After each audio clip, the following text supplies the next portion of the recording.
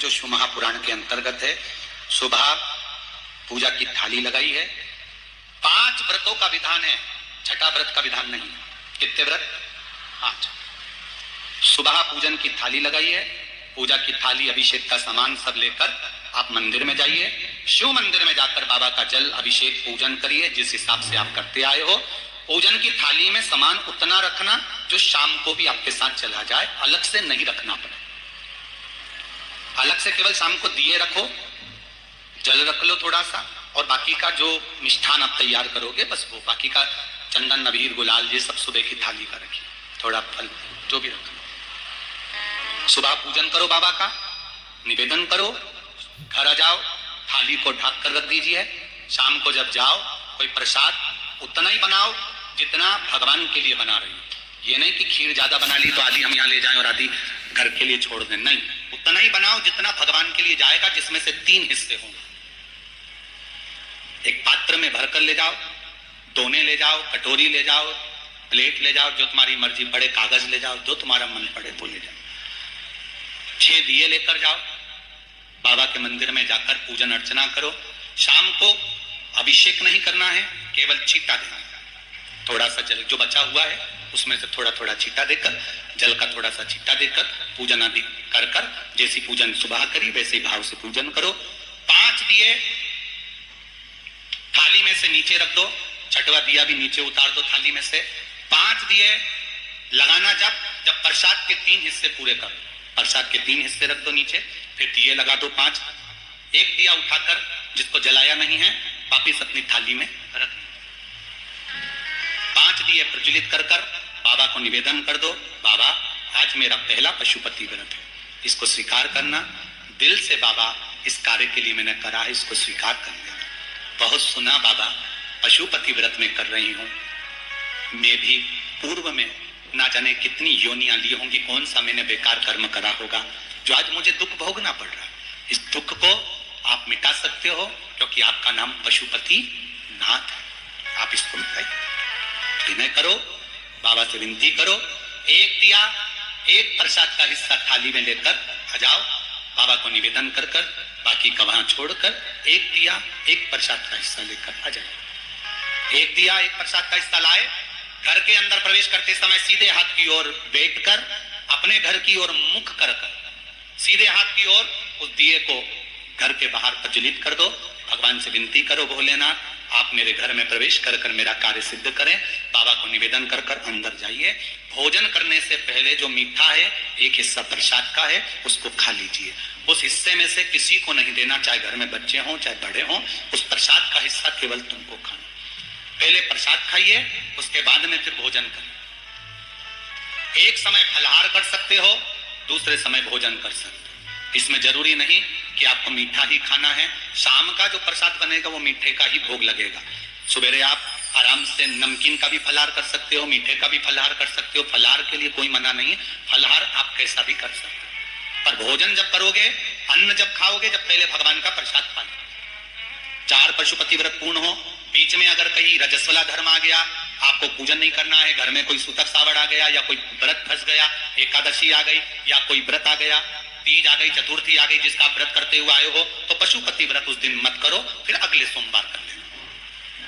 3 हो गए, एक रह गया बीच का, उसको अगले में करो, वो चौथे में गिनती में आ जाए। 5वां छूट गया, कोई बात नहीं, 1 महीने बाद तो होगा, 8 दिन बाद तो होगा, 15 दिन बाद तो होगा, फिर उसको गिन लो, 5वां होगा। महाराज ऐसे 5वां व्रत जब आए, 5वें व्रत के दिन शाम को जब पूजन करने जाओ, एक श्रीफल, कुछ रुपए, 11 रुपए आदि जो भी है, नारियल पर रखकर बाबा को विनय कर कर, बाबा आज मेरा पशुपति व्रत पूर्ण हो रहा है, आपकी कृपा हो, मेरी झोली भरना बाबा, विनती करो। और वो श्रीफल रुपया रखकर 5 दिए लगाकर, एक दिया वापिस लेकर, एक हिस्सा प्रसाद का लाकर पहली पर अपने वही दिया लगाकर अंदर प्रवेश कर कर भोजन ग्रहण करो। बाबा को निवेदन कर लो। पशुपति व्रत का कोई उद्यापन नहीं है, पशुपति व्रत का एक ही उद्यापन है, जो श्रीफल और 11 रुपए आपने मंदिर में रखे हैं, वो उद्यापन के भाव से रखे हैं, भगवान को नमन कर कर रखे हैं। ये पशुपति व्रत। अब दुनिया के लोग इसको पशुपति व्रत को कहीं इतनी बत्ती लगा दो, तो इतनी बत्ती का दिया लगाओ, तो ऐसा करो, तो गलत। उसका नियम जो है वो एक ही, उस नियम के अलावा कोई। आप प्रेम से करो, स्नेह से करो, उसको दिल से विचारो, मन से विचारो। शंभो शरणे पड़ी, मांगू घड़ी रे घड़ी, दुख काटो दया करी निदर्शन। आप दिल से उसका स्मरण। ये पशुपति व्रत है। एक व्रत करने के बाद अगला जब व्रत करो तो थोड़ा रुक कर करना। एक साथ लगे लगाए व्रत ना करिएगा, थोड़ा रुक कर करिए। इंतजार करो 3 महीने का कि बाबा मेरी ऊपर कृपा जरूर करेगा। दिल से करा है तो वो दिल से देगा, झोली भर कर देगा, ये निश्चित है। उसका व्रत फल देता है। करना जरूरी नहीं है कि व्रत माताएं करेंगी, पुरुष कर सकता है, बच्चे कर सकते हैं, बूढ़े कर सकते हैं, बड़े कर सकते हैं, बेटा बेटी कर सकते हैं, नवयुवक बच्चे कर सकते हैं, पर दिल से करो उस पशुपति व्रत। कोई आपका दूसरा व्रत फंस गया है तो पशुपति व्रत को छोड़ दो। उस दिन आपका जो व्रत है, एकादशी हो, चतुर्थी हो, तीज हो, छठ हो, उसको कर लो। नवरात्रे फंस गए, नवरात्रे कर लो, उसके बाद कर लेना पशुपति। जितने व्रत रह जाए उस व्रत को बाद में। महाराज शिव कृपा व्रत एक ही मंदिर में करना। जिस मंदिर में पहला व्रत करा है उसी मंदिर में 5 व्रत करना। ये नहीं कि हम मायके में 2 व्रत करके आ गए और तीसरा व्रत हमने ससुराल में कर लिया। 2 व्रत करके मायके से आ गई हो तो 3 व्रत भी मायके जाके ही करना। अगली बार ऐसे जाना कि सोमवार बीच में फंस जाए और तुम 1 व्रत करके आ गए। मायके में अगर व्रत कर रही हो तो अपनी पूजन का सामान अपने ही रुपए का होना चाहिए, मायके के पैसे का नहीं चाहिए। कुंवारी होती और तुम मायके के सामान से पूजन करती, अगर कुंवारी होती तो तुम्हारा वो पूजन लगता, पर विवाह होने के बाद, गोत्र बदलने के बाद आप अपना पूजन का धन अपना खर्च करें। हम तो यहां तक कहते हैं मंदिर में भी अगर लोटा भरा हुआ रखा है, मंदिर में बाल्टी भरी रखी है, आप पहले अपना कुछ रुपया दान पेटी में डालकर फिर आप उस लोटे का प्रयोग करें। पीपल के पेड़ के नीचे पूजन करने गए, आंवले के पेड़ के नीचे पूजन करने गए, बड़ के पेड़ के नीचे पूजन करने गए, किसी की लगी लगाई थाली मिल गई, सामान मिल गया, उसके सामान में से आप मत चढ़ाइए। आपके पास जो सामग्री है आप उससे पूजन करें। अपने पड़ोसी से 1 रुपया भी मांगकर भगवान को मत दीजिए। जिस भगवान को देते हो उस भगवान को बुरा लगता है कि मेरे सामने खड़ी होकर हाथ पड़ोसी के आगे फैला रही है, तुम मुझसे मांग, मैं तुझे झोली भर कर प्राप्त हुआ। बहुत सुंदर प्रश्न है आपका गुरुजी। पशुपति व्रत में जो 6 दिए लगाए जाते हैं उसमें बत्ती गोल लगाना चाहिए कि लंबी लगाना चाहिए? प्रश्न बहुत अच्छा है, एक बार जोरदार ताली बजाओ भगवती साहू के लिए। बहुत अच्छा प्रश्न। हमने पहले भी कथा में कहा कि शंकर भगवान के मंदिर में पार्वती भी है, शिव भी है, दोनों विराजमान। आप दोनों तरह की बत्ती शंकर के मंदिर में लगा सकते हैं। जहां देवी के मंदिर में अकेली देवी होती है तो वहां पर फिर लंबी बत्ती का क्रम आ जाता है। पितरों की पूजा हो रही होती है, लंबी बत्ती का क्रम आ जाता है। पर जहां पर देवती जो महादेव भी हैं, पार्वती भी है, वहां आप गोल भी बत्ती समर्पित कर सकते हो और लंबी भी बत्ती लगा सकते हो, उसमें कहीं दोष नहीं आए। फिर आपने वर्णन करा 5वां व्रत पूर्ण होने पर 108 पुष्प या चावल बेलपत्र चढ़ाते हैं। सबको एक साथ चढ़ा देना चाहिए कि एक एक करके चढ़ाना चाहिए? वैसे शास्त्र रीति के अनुसार पशुपति व्रत में जो 5वां सोमवार पूर्ण होगा और आप 108 अगर कोई वस्तु चढ़ा रहे हो तो एक एक कर श्री शिवाय नमस्तुभ्यम, श्री शिवाय नमस्तुभ्यम, एक एक कर चढ़ाना चाहिए। एक साथ हाथ में लिया और एक साथ नहीं चढ़ाना, एक एक कर समझ। बहुत अच्छा प्रश्न है। एक प्रश्न जो आपने किया था उसका उत्तर इस कथा में चल रहा है, नंदी वाला जो प्रश्न आपने तीसरा करा है उसका उत्तर इस कथा में चल रहा है कि आप कहते हो कि मंदिर से जाते समय नंदी के कानों में कहकर चले जाओ।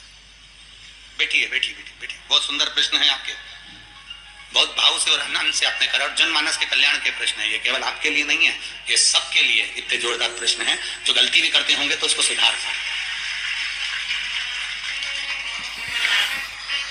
आपने कहा कि नंदी के कानों में कहना चाहिए। लोग हंसते हैं, कहते हैं बताओ वो नंदी के कानों में भगवान को कहना चाहिए। वैसे तो हम आपको एक बात बताते हैं कि दुनिया के लोग किसी दूसरे धर्म की कभी हंसी नहीं उड़ाते। दुनिया के लोगों को दूसरे का धर्म अच्छा लगता है। दुनिया के लोग सबसे ज्यादा हंसी उड़ाते हैं तो हमारे सनातन धर्म की ही उड़ाते हैं, और जी खुद उड़ाते हैं, दूसरा उड़ाने वाला नहीं होता। दूर के ढोल हमें समझ में आते हैं, उसका धर्म हमें समझ में आ गया, उनका क्या है, ऐसा है, आओ कुछ नहीं, उनके धर्म में ऐसा है, कितना आनंद हमें दूसरे के धर्म में लग रहा है, और हमारा सनातन धर्म हमको बुरा लगता है, हमारे सनातन धर्म हमें बुरा लगने लगा। अरे भाई, लोग कहते हैं कि नंदी के कान में कहते हो, ये कोई हमारे पुराणों में या शास्त्रों में लिखा है? भगवती बहन साहू, आपको धन्यवाद देना चाहूंगा और एक बात कहना चाहूंगा, जितनी भी शिव महापुराण के अंतर्गत चाहे उपाय जो बताए जाते हैं कि बेलपत्री ऐसे चढ़ाना, काली मिर्च ऐसे चढ़ाना, चावल ऐसे चढ़ाना, धतूरा का क्या महत्व है, शमी के पत्ते का क्या महत्व है, बेलपत्री के पत्ते का क्या महत्व है, ये जितनी भी बातें बताई जाती हैं ये सब पुराण के अंतर्गत से बताई जाती है। अब दुनिया के लोग इसको चाहे टोटका कह दें, चाहे दुनिया के लोग इसे टोना कह दें, पर पुराण से हटकर कुछ नहीं।